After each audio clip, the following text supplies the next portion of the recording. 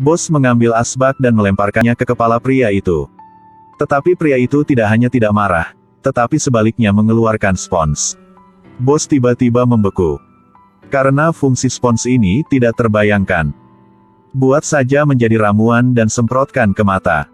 Kemudian gosokkan di wajah Anda dan Anda akan menemukan bahwa di ruang kosong, anak laki-laki lain muncul. Dongfang tidak percaya semua yang terjadi di depan matanya. Tapi bocah itu dengan cepat mengambil tindakan baru. Baru saja melihat bocah itu perlahan berjalan menuju meja.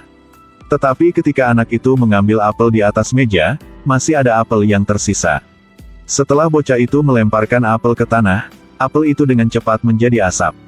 Melalui pengamatan, mereka menemukan bahwa bocah itu tidak bereaksi sama sekali terhadap pemandangan atau suara di sekitarnya. Bocah itu bahkan tidak bisa keluar dari kamar. Karena setiap sudut ruangan disemprot dengan spons menger. Begitu bocah itu mendekat, energinya perlahan akan tertelan. Dan Hashimoto menggunakan metode ini untuk menangkap hantu pertama di dunia.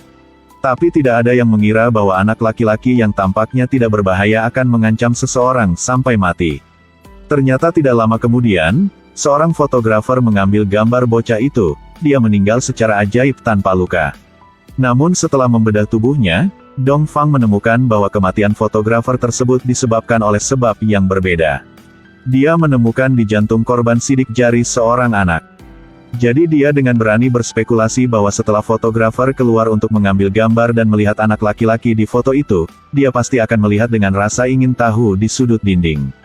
Akibatnya, bocah itu ditemukan pada waktu yang tepat. Baru saat itulah dia menyadari bahwa fotografer itu meninggal karena melakukan itu. Ketika mereka kembali ke rumah hantu, mereka melihat bahwa Hashimoto telah mengunci Ziruan dan bekerja dengannya. Ternyata dia akan mencuri bocah itu untuk belajar sendiri.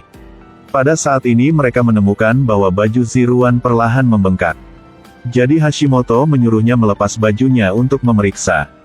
Ketika Ziruan melepas bajunya, bocah itu tidak terlihat. Tapi dia tidak tahu bahwa bocah itu telah keluar dari sakunya. Dongfang memberitahu Ziruan untuk tidak menoleh. Tapi dia pikir Dongfang hanya membuatnya takut. Ketika dia perlahan menoleh, dia menemukan bahwa seorang anak laki-laki bermata putih telah naik di atasnya.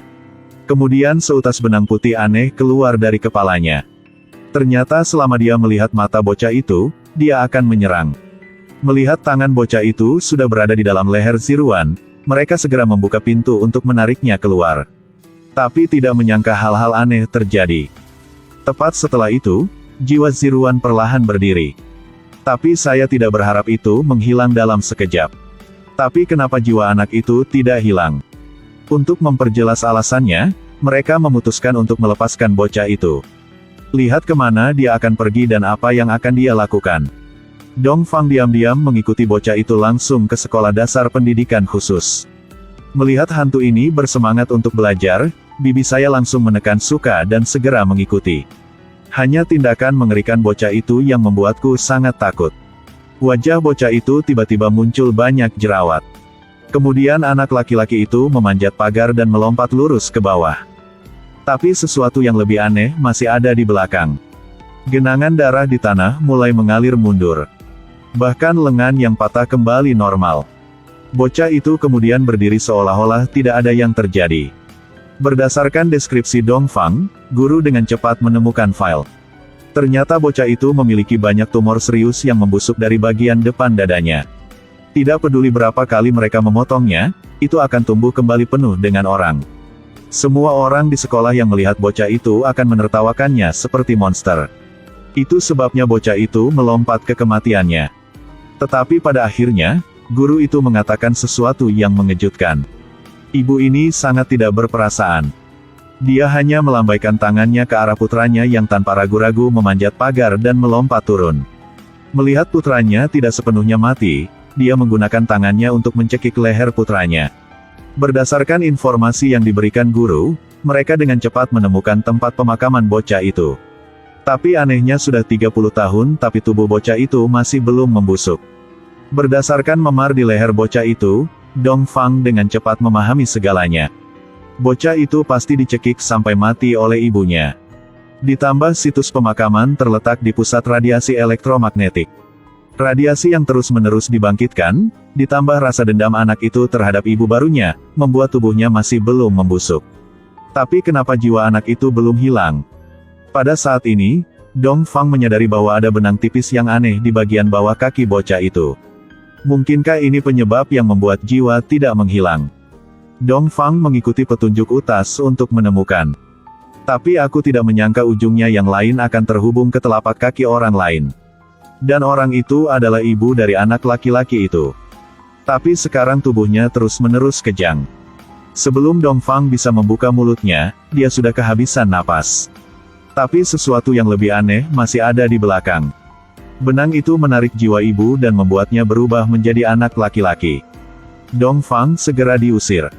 Sayang sekali kita tidak bisa melihat ibu ketika kita mengejar setengah jalan. Tapi pada saat inilah dia melihat Hashimoto. Hashimoto mengatakan kepadanya bahwa benang di bawah sol anak itu adalah kebencian tak berujung anak itu terhadap ibunya. Siapapun yang bersentuhan dengannya akan mati seketika. Dongfang merasa sesuatu yang buruk akan terjadi dan segera menelepon untuk memberitahu yang lain. Tapi utas itu sudah muncul di punggungnya. Pada saat Dongfang berlari kembali ke rumah hantu, dia sudah terbaring tak bergerak di lantai. Pria lain bahkan lebih buruk. Dia memakan seluruh semangkuk mie dan bahkan meminum kaldu di mangkuk. Tepat ketika dia melihat benang dengan curiga, sebuah tangan putih tiba-tiba muncul dari mangkuk dan meremas lehernya. Saya terlalu takut untuk membuang semangkuk mie di tangan saya. Bahkan pemilik toko pun takut. Oh Tuhan! Makan saja semangkuk mie dan seseorang meninggal. Pada saat ini, Dongfang sedang mengemudi dan tiba-tiba merasakan hawa dingin di punggungnya. Dia akhirnya mengerti dan segera memanggil Hashimoto. Ternyata Hashimoto menangkap bocah itu, jadi dia menyetrum jiwa ibunya. Alasan dia membunuh orang hanya untuk menemukan putranya. Tapi sekarang Hashimoto gila. Dia pikir dia tahu bagaimana menjadi abadi sehingga dia pergi ke pusat radiasi elektromagnetik. Setelah melepaskan bocah itu, dia mengakhiri hidupnya. Tapi sekarang tangan ibu anak laki-laki itu menggapai ke arah tubuh Dongfang. Pada saat kritis, Dongfang harus memutar setir dan menjatuhkannya. Dan dia bersembunyi di kereta bawah tanah. Tepat ketika dia mengira dia telah melarikan diri, dia menemukan benang di bawah kakinya. Dia jatuh ke jalan buntu dan harus membiarkan tangannya yang lain meremas jantungnya. Tapi kemudian tangan kecil lainnya menusuk ke dalam hatinya. Dia mengambil napas dalam-dalam dan jatuh ke tanah. Saat bermimpi dia melihat anak laki-laki dan ibunya berpegangan tangan. Ternyata alasan kenapa jiwa bocah itu tidak hilang bukan karena kebencian. Itu karena cinta di antara mereka berdua. Terima kasih ibu. Bahkan jika dia dikutuk oleh orang-orang, dia tidak ingin melihat anak-anaknya terus hidup dalam kesakitan.